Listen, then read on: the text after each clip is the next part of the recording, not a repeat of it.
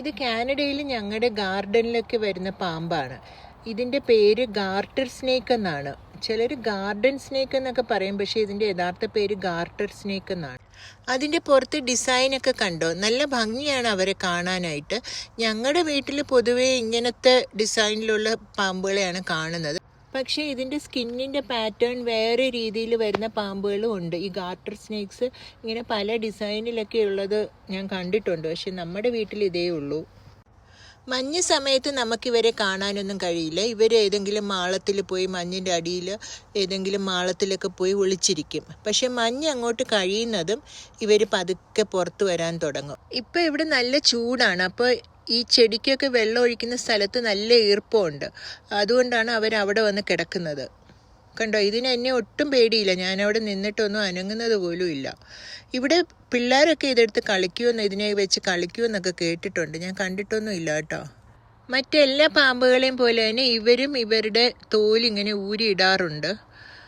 അതിലിങ്ങനെ കിടക്കുന്ന കാണുമ്പോൾ എനിക്കറിയാം കുഞ്ഞു പാമ്പുകളൊക്കെ വലുതാവുമ്പോഴാണ് ഇവരുടെ സ്കിൻ ഷെഡ് ചെയ്യുന്നതെന്ന് പറഞ്ഞു കേട്ടിട്ടുണ്ട്. ഈ കല്ലിൻ്റെയൊക്കെ അടിയിലാണ് ശരിക്കും അവരുടെ താമസ സ്ഥലം. അതിൻ്റെ അടുത്തായിട്ട് തന്നെ ഉടുപ്പ് ഊരിയിട്ടിട്ടുണ്ട്.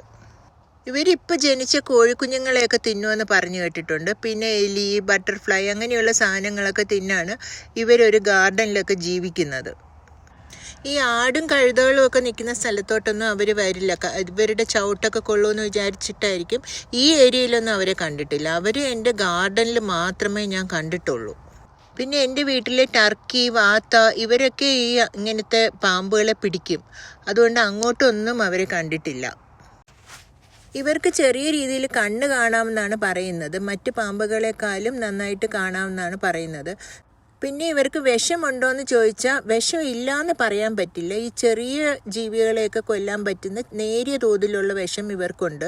പക്ഷെ ഒരു മനുഷ്യനെ കൊല്ലാൻ പാകത്തിനുള്ള വിഷമൊന്നും ഇവർക്കില്ല. എന്നാലും ചവിട്ടിയാൽ കടിക്കുമായിരിക്കും. അതുകൊണ്ട് ഞാൻ സൂക്ഷിച്ചേ നടക്കാറുള്ളൂ. ഇവിടെയുള്ളവർ പറയുന്നത് ഇത് ഫാമേഴ്സിൻ്റെ ഫ്രണ്ട് എന്നാണ്.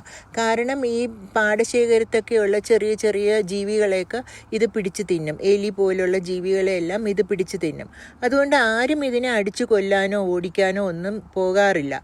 അത് അതിൻ്റെ വഴിയിൽ കൂടെ പോവും, നമ്മൾ നമ്മുടെ വഴിയിൽ കൂടെ പോവും. പിന്നെ പേടി എന്താണെന്ന് വെച്ചാൽ, രാവിലെ ഗരാജിൻ്റെ ഡോറ് തുറന്നപ്പം ഡോറിൻ്റെ പുറത്തായിട്ട് ഇങ്ങനെ കിടക്കുന്നത് കണ്ടു. ഇതൊക്കെയാണ് പേടി തോന്നുന്ന കാര്യങ്ങൾ. നമ്മൾ അറിയാതെ എങ്ങാനും ചവിട്ടിയാൽ കടിക്കുമായിരിക്കും, അറിയില്ല. അപ്പോൾ അതുകൊണ്ട് ഞാൻ വെളുത്തുള്ളിയുടെ പൗഡറൊക്കെ ഇവിടെയൊക്കെ കൊണ്ടിടാറുണ്ട്.